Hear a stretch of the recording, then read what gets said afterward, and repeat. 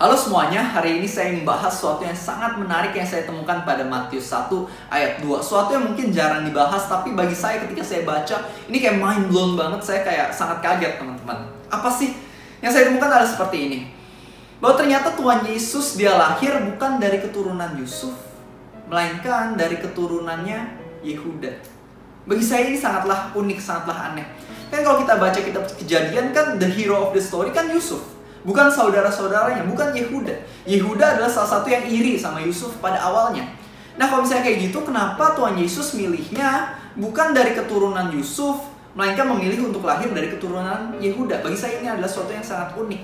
Jadi saya melakukan sedikit research dan yang saya temukan sangatlah luar biasa teman-teman.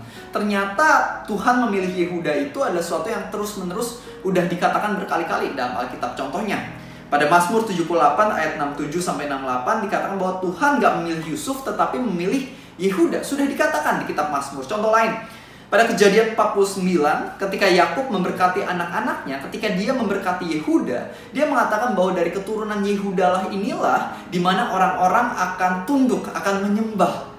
Di mana keturunan Yehuda ini akan memegang tongkat yang melambangkan kekuasaan dan pemerintahan. Dan juga Shiloh muncul dari keturunan Yehuda. Shiloh artinya adalah damai. Dan kita tahu Tuhan Yesus dia adalah Raja Damai, the Prince of Peace. Jadi dari awal kita udah dikasih hint oleh Alkitab bahwa Tuhan Yesus emang akan lahir dari keturunan Yehuda. Nah pertanyaannya, kenapa harus Yehuda?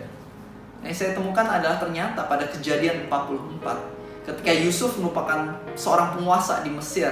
Dan di sana dia sedang pura-pura ngancem saudara-saudaranya. Yehuda, dia adalah orang yang bersuara, mengatakan bahwa dia rela berkorban demi keselamatan saudaranya. Dan inilah alasan mengapa Tuhan memberikan berkatnya untuk Yehuda. Karena dia adalah seorang yang rela berkorban. Firman Tuhan Yesus dia mengatakan bahwa tidak ada kasih yang lebih besar dari ini, yaitu kasih dari seorang yang rela berkorban untuk sahabat-sahabatnya. Teman-teman, Tuhan itu sangat mencari orang-orang yang rela berkorban, orang-orang yang mau menolong, orang-orang yang mau memberi, orang-orang yang mau melayani, orang-orang yang mau berkorban. Orang yang rela berkorban adalah orang yang sangat dekat di hati Tuhan. Maka itu pertanyaan saya bagi diriku sendiri dan juga bagi kalian semua adalah apakah kamu dan juga saya selama ini kita rela berkorban? Teman-teman, Tuhan kita adalah Tuhan yang sangat murah hati. Tuhan yang telah terlebih dahulu berkorban bagi setiap dari kita. Maka itu sudah sepatutnya kita juga mau rela berkorban bagi orang-orang di sekitar kita. Maka sudah sepatutnya kita juga mau rela berkorban bagi keluarga Tuhan.